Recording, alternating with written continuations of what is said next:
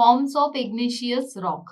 Forms, तो igneous rock क्या है, ये एक मैसिव है। मैसिव यानी हमें वोल्केनो और मैग्मा से मिल रहा है, ठीक है। तो will acquire on a cooling depend on the number of factors such as that, ठीक है। तो अब कौन कौन से फैक्टर अफेक्ट कर रहे हैं उसके फॉर्म्स पे।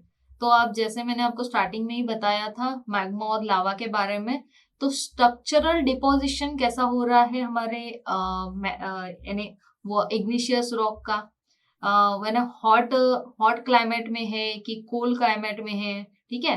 तो हम उसको जो structural deposition of the hot rock बोलते हैं उसको, या फिर हम उसको कंट्री रॉक भी बोलेंगे। उसके बाद में मैग्मा और लावा की विस्कोसिटी कैसी है ना, वो कैसे बह रहा है, उसकी विस्कोसिटी ज्यादा गाढ़ी है कि बहुत पतली है ना। आपने विस्कोसिटी के बारे में फ्लूइड मैकेनिक्स में भी पढ़ा है। तो बस मैग्मा और लावा की विस्कोसिटी कैसी है, ये फैक्टर बहुत अफेक्ट कर जाता है। उसके बाद में कंपोजिशन, कंपोजिशन कौन कौन से हैं। अब कंपोजिशन के बारे में मैंने जो आपको लास्ट लेक्चर में पढ़ाया ही था कि हमने कंपोजिशन कौन कौन से देखे हैं। केमिकल कंपोजिशन के बारे में हमने पढ़ा है, मिनरलॉजिकल में भी हमने मिनरल्स के बारे में पढ़ा है, तो वो मिनरलॉजिकल कंपोजिशन में भी हो जाता है। तो ये कंपोजिशन मैंने आपको बताए हैं, तो वो कंपोजिशन भी मैग्मा और लावा पे अफेक्ट करते हैं। तो इस वजह से भी हमारा रॉक अलग फॉर्म में मिलेगा हमें।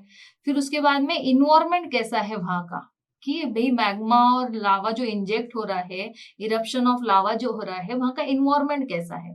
अगर बहुत कूलिंग इन्वायरमेंट है लाइक जम्मू कश्मीर है ना, जैसे मैंने आपको बताया एग्जांपल दिया है वोल्केनिक रॉक का प्रांजल ट्रैप, ठीक है ना। प्रांजल ट्रैप जो है वो कश्मीर, हिमालय कश्मीर की तरफ आता है, तो वहां का इन्वायरमेंट कैसा है, कूलिंग है।